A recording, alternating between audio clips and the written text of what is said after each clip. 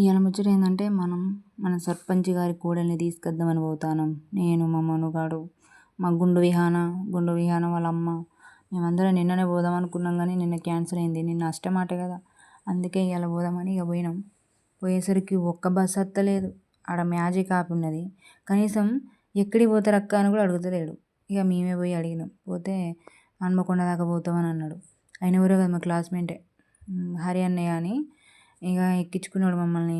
మధ్యలో డ్రాప్ చేయవా అన్నయ్య కొంచెం అంటే ఎక్కించుకున్నాక ఏం చేసింది తెలుసా, మళ్ళీ హాస్పిటల్ దాటి అటు గురుకులంకి వెళ్ళి తీసుకుపోయింది. ఇవాళ ఎగ్జామ్స్ అయిపోతానేగా, పోరగాళ్ళు ఎవరైనా ఎక్కుతారు కావచ్చు అని ఇక్కడ దాకా తీసుకొచ్చిండు. మళ్ళీ ఒకసారి మన ఊరు చూసినట్టు అనిపించింది నాకైతే. పోయేటప్పుడు బాయ్ చెప్పి ఇక పోతాను. పోయేదారిలో మనుగాడు చేసిన చికాకు, వాము ఆ వేడి గాలికి అవి అట్లా అతుక్కుపోయింది. కొద్దిసేపు ఆడుతుంది. ఓ చికా చేసింది. ఎట్లాగేలాగ పోయినాం. సర్పంచ్ గారి ఇంటికి పోయినాం. లేదంట సర్పంచ్, మీటింగ్కి వెళ్ళిందట.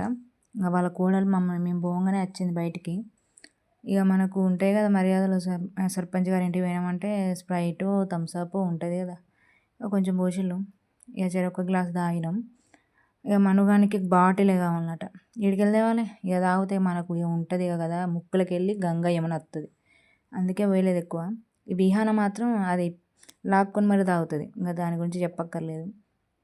కానీ పల్లెటూరు అంటే పల్లెటూరే అబ్బా, ఎంత ప్రశాంతంగా ఉన్నదో. వెహికల్ సౌండ్స్ లేవు మనకాడ. మాటికి బండ్లు వస్తాయి కానీ అసలు ఒక్క బండి సౌండ్ కూడా లేదు. ప్రశాంతంగా బయట ఎంత ప్రశాంతంగా ఆడుకుంటాడో మనుగాడు, ఏం సౌండ్ లేకుండా. అదే మన ఊర్లో అయితే ఏదో ఒక బండి వచ్చుడు, అడ్డం వచ్చుడు, ఇదే జరిగేది. కానీ సూపర్ ఉన్నది అసలు. పల్లెటూరు అంటే పల్లెటూరే.